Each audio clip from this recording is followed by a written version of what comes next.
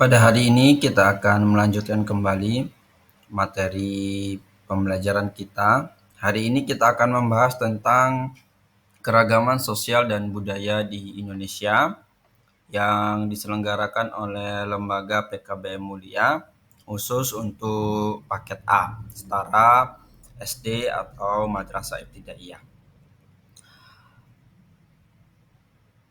Peserta didik yang berbahagia, eh, apa saja bentuk-bentuk dari keberagaman sosial dan budaya yang ada di Indonesia? Secara umum bahwa pengertian budaya itu berasal dari bahasa Sangsekerta, yaitu budaya yang berarti budi atau akal. Budaya itu sendiri adalah segala sesuatu yang dipelajari, dialami, dan diwariskan bersama secara sosial yang melahirkan makna pandangan hidup yang akan mempengaruhi sikap dan tingkah laku para anggota suatu masyarakat. Lalu wujud dari kebudayaan itu sendiri yang pertama adalah bagaimana sistem budaya itu merupakan wujud ideal dari kebudayaan yang mempunyai ciri abstrak seperti contohnya adalah ide-ide, gagasan, nilai, norma, peraturan, dan lain sebagainya. Lalu sistem sosial itu merupakan wujud kebudayaan sebagai aktivitas serta tindakan berpola dari manusia dalam masyarakat. Sebagai contoh misalnya adalah aktivitas manusia bergaul dan berinteraksi berdasarkan adat tata kelakuan. Lalu ada yang namanya artefak yang merupakan wujud kebudayaan sebagai benda yang dapat dilihat sejarah dengan jelas dan dapat diraba. Sebagai contoh Candi Borobudur, ada wayang, perahu, dan lain-lain sebagainya. Nah, beberapa contoh bentuk dari keragaman sosial dan kebudayaan Indonesia nih. Yang pertama adalah keragaman suku bangsa, di mana kita mengenal ada suku Jawa, suku Batak, suku Minangkabau, suku Asmat, dan suku-suku lainnya. Ini merupakan gambaran dari bentuk keberagaman sosial dan kebudayaan Indonesia yang dimana menjadikan persatuan bagi kita semua. Lalu ada keragaman bahasa, di mana ada bahasa dari wilayah Aceh, ada bahasa Batak, ada bahasa Sunda, ada bahasa Madura, atau bahasa-bahasa yang lainnya yang tersebar di setiap wilayahnya yang memiliki ciri khas dan bentuk masing-masing. Lalu ada rumah adatnya juga ya. Kita melihat setiap daerah memiliki ciri khas rumah adatnya masing-masing. Ada rumah honal misalnya.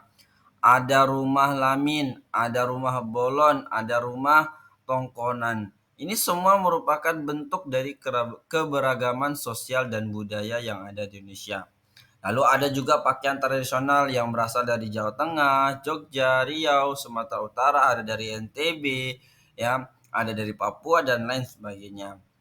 Lalu ada beberapa contoh senjata tradisional seperti jenawi atau yang berasal dari Riau, ada keris yang berasal dari Jawa, ada mandau yang berasal dari Kalimantan, dan ada juga rencong yang berasal dari Aceh.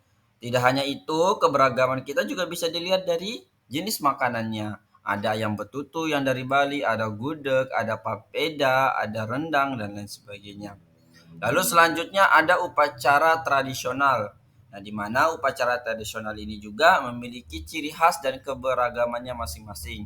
Contohnya ada upacara tradisional grebek suro, ada lompat batu, ada ngamben, ada kasada, dan lain sebagainya.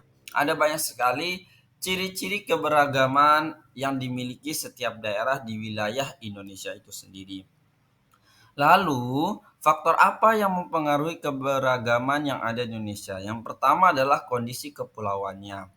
Nah, Indonesia sendiri terdiri atas beribu-ribu pulau.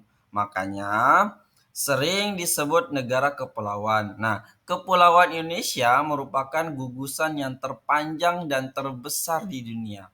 Nah, kondisi inilah yang menyebabkan munculnya keanekaragaman budaya, di mana pulau-pulau di Indonesia dikelilingi oleh lautan, sehingga penduduk atau masyarakat di setiap pulau hidup dan menetap terpisah satu sama lain. Lalu selanjutnya, penduduk membentuk sukunya masing-masing. Nah, setiap suku-suku ya tentu saja memiliki kebiasaan hidup dan adat istiadat yang berbeda pastinya. Lalu apalagi faktor yang mempengaruhi keberagaman? Selanjutnya adalah kontak dengan negara lain atau berinteraksi sosial dengan negara lain, yang dimana merupakan salah satu faktor penting juga yang mendasari aktivitas sosial dalam memenuhi kebutuhan hidup. Nah, interaksi sosial ini sendiri peserta didik, siswa-siswi PKBM Mulia merupakan hubungan antara orang dan kelompok orang, serta antara kelompok orang dengan kelompok orang. Nah, dalam interaksi sosial, manusia harus mampu menyesuaikan diri terhadap lingkungannya.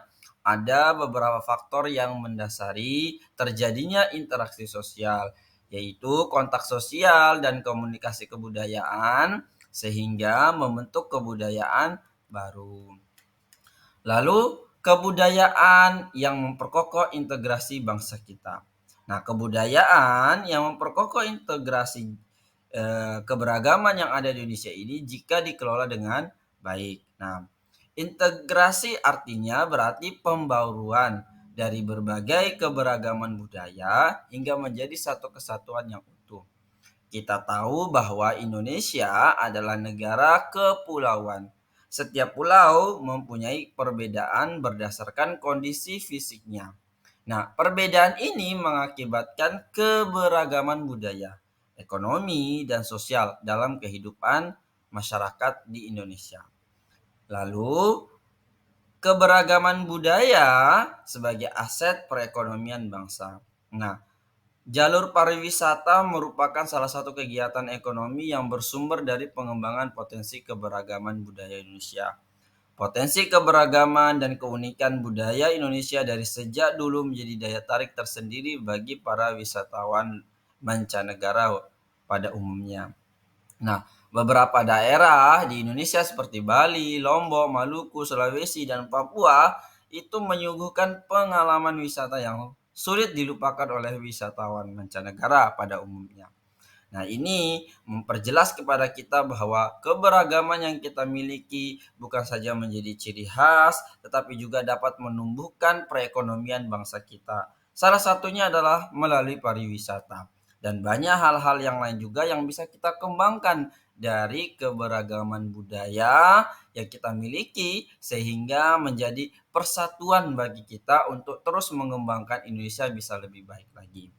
Baik, itu saja yang bisa kita bahas pada kesempatan kali ini. Kita akan bertemu selanjutnya di pembahasan selanjutnya lebih luas lagi, lebih bermakna lagi dalam pembelajaran kita. Semoga apa yang kita dapatkan pada hari ini bisa menjadi keberkahan buat kita semua untuk kita amalkan bersama-sama. Terima kasih, kita akan kembali di pertemuan selanjutnya.